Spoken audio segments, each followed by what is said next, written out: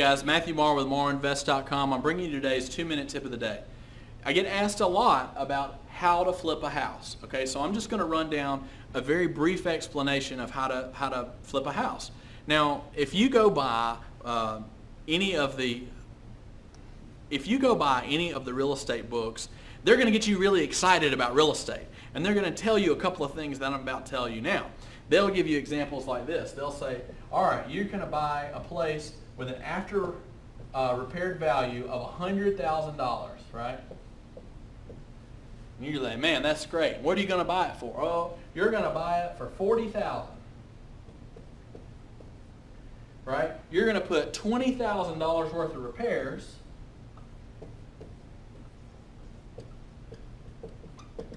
and then that's going to give you $60,000. You're going to profit $40,000.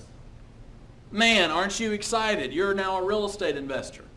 And you're going to read those books and you're going to say, they're going to give you an example. And it's going to be example over example after example. And they're going to tell stories with it. They're going to say, oh, I found this one house and this property, and oh, it was so great. And I did this and this and this. And it was a 3-bedroom, 2-bath. Or we knocked out this wall and opened it up. They're going to say all kinds of fluff. And that's really what it is, because it's just fluff. By the time you get done reading the book, at the end of the book, they're going to say, now, if you're really excited about buying real estate, which we hope you are, we want you to buy our program, and we also want you to buy our next book. And so you'll go and you'll buy the next book. And it'll give more examples like this, where, oh, man, you're profiting $40,000. That's a 40% return. You're just making so much money, right? But what did they not tell you? They didn't tell you how to do it. All they did was give you an example and showed you some pretty pictures, and you're all excited about it. What didn't they tell you? They didn't talk to you about inspections. They didn't say that because somebody was in a bad mood that day, or because it rained, or because your painter's ex-wife showed up, that your paint didn't happen, because of bad weather, you didn't get the place painted on time, because other people are dragging their feet and not showing up to work, right? All those things are the nitty-gritty of flipping houses and doing properties that they don't talk about in the books. They make it sound really simple. Oh, you just put this place with a property manager and blah, blah, blah, blah, blah. It sounds so easy. But once you get into a few deals, you'll realize, oh man, I am over my head. And that's what happened to me. I got in, got several properties rolling, just like the books told me to. And then when I ran into problems, those books are not there to help you. So I started surrounding myself with mentors and coaches and people that I paid for their advice and their information. And it's been great. And that's what you need to do as well. If you're planning on doing this on a regular basis, spend the money on a good real estate attorney. Spend the money on a good real estate tax person. Spend the money to have somebody mentor you that will teach you all these things, because that way you don't go head first into them and learn them yourself. You can actually have somebody else that's already gone through those storms, and they can help prepare you for all those things. So when you go and you read these books in the real estate section, make sure that you're paying attention to, are they really telling me how to do it? Are they really giving me the information? Because a lot of times the real information they're not giving you. They're basically just giving you these examples, right?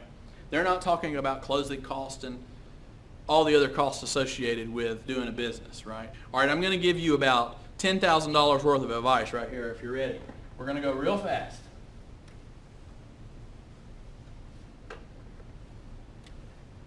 Number 1, location.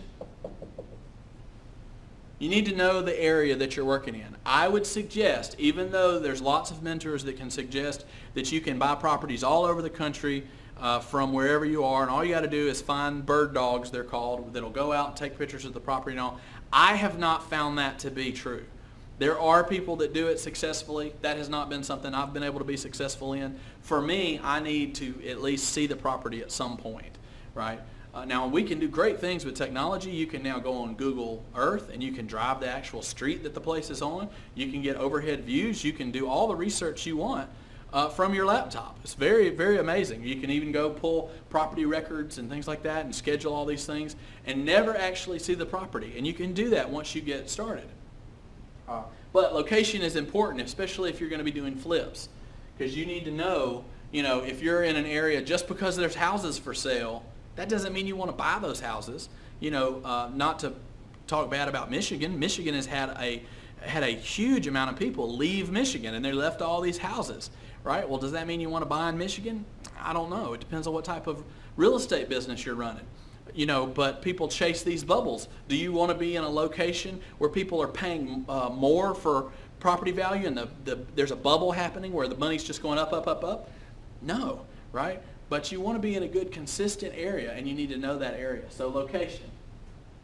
You also need to stick to the numbers. This could not be, if you will do this, do not let your passion and your gut and your excitement about getting the deal get in the way of running your numbers properly. Do not do the deal if it doesn't make you money.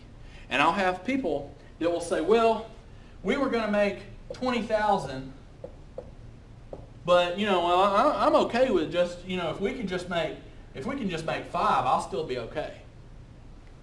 That is not the way I do business. The difference between a $20,000 on a $100,000 house, the difference between making $20,000 and $5,000 is that's less than half of what you thought you were going to make. That's terrible. You mean I'm going to spend $100,000 to make $5,000? That's it? No, I do not want to do that deal. So you have to know what your numbers are telling you so that you don't enter into deals that aren't going to make you the money that you need to make.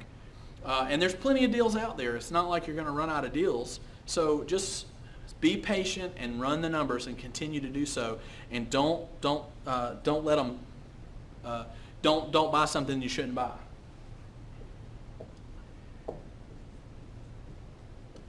Number 3. This is just a good and warning about realtors. Realtors are tools that you use that will help you or hurt you depending on if they have your best interest. Now, they're supposed to have your best interest in mind, okay? But a lot of the people that list houses aren't investors. And if you're wanting to be an investor and you're doing this, don't let a realtor, again, this goes back to the numbers, you make sure you run your own numbers.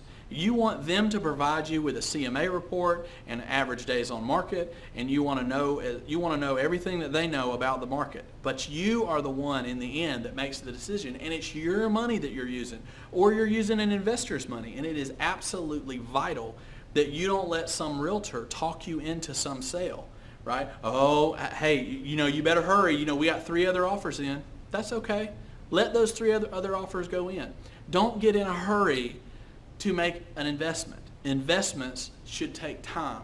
Make sure that you know what you're doing before you get into something, because you can get burned. And when this isn't like just messing up somebody. You're a painter and oops, you missed a spot. We're talking big money here. This can really break you if you do a couple of bad deals. I think it was Warren Buffett, I'm not sure, that said rule number 1, don't lose money. Rule number 2, remember rule number 1. So rule number 1 for you, don't lose money when you're doing investments. At least make sure that you have all your numbers together and that you're using these, especially when you're talking to realtors. You tell them, don't let them just send you blanket list. You be very specific, and you should, about which zip code you want to be in, how much you want to pay, what size, what condition, what the area is like. You could even say, I want it within 30 minutes of an airport. I want it within 10 miles of a Walmart. You can make any criteria that you want that you find makes those numbers work for you. And I encourage you to do that. I know that might sound a little anal. A lot of people get so excited about flipping properties. I just want you to be careful, because you can get yourself in trouble real fast, and that is not what we're here to do. Our goal is to help make you successful. So you want to do the due diligence and make sure that your numbers are right before you jump in. I hope this has blessed you today.